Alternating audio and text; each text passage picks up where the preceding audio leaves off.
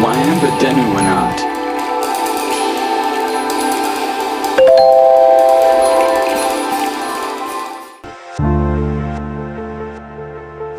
තෙරුවන් සරණයි සියලුම දෙනාට. අද විස්තර කර දීමට බලාපොරොත්තු වන්නේ මුතියංගන විහාරය පිළිබඳවයි. මෙය පිහිටා තිබෙන්නේ ඌව පළාතේ බදුල්ල දිස්ත්‍රික්කයේ. මෙහි අතීත කතාව ආරම්භ වන්නේ අපගේ ගෞතම සම්මා සම්බුදුරජාණන් වහන්සේගේ තුන්වන ලංකා ගමනයත් සමගයි.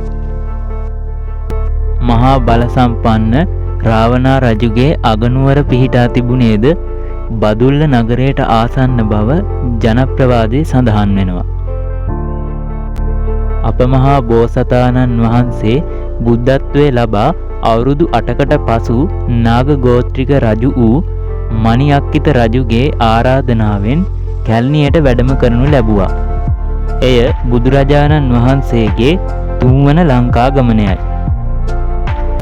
මේ කාලයේ දේව ගෝත්‍රයට අධිපති වූ ඉන්දක විසින් බුදුරජාණන් වහන්සේට බදුල්ල ප්‍රදේශයට වඩින ලෙස ආරාධනාවක් කළා. බුදුන් වහන්සේ එම ආරාධනාව පිළිගෙන බදුල්ල ප්‍රදේශයට වැඩම කර ධර්මයේ දේශනා කළා. බුදුරජාණන් වහන්සේ ආපසු වැඩම කිරීමට සූදානම් වීමේදී නැවත වන්දනාමාන කිරීමට යම් දෙයක් ඉල්ලූ විට උන්වහන්සේගේ මුතු බවට හැර වූ දාඩිය සහ කේශ ධාතුන් ස්වල්පයක් ලබා දුන්නා. ඉන්දක විසින් එම කේශ ධාතුන් වහන්සේලා තැන්පත් කොට ස්තූපයක් ඉදි කළා. එම ස්තූපය තමයි මුතියංගන ස්තූපය. එකල දේවගෝත්‍රික අධිපති වූ ඉන්දක අද වන විට නමුණු කුල කඳු පන්තියට සහ මුතියංගන විහාරයට අධිපති බව සැලකෙනවා. මහා වංශය, බෝධි වංශය, ධාතු වංශය ආදීෙහි මේ පිළිබඳව තොරතුරු ප්‍රමාණවත් පරිදි නොතිබුණත් සමන්ත පාසාදිකා නම් වාර්තාවෙන් මේ පිළිබඳව තොරතුරු සොයා ගැනීමට හැකි වෙනවා.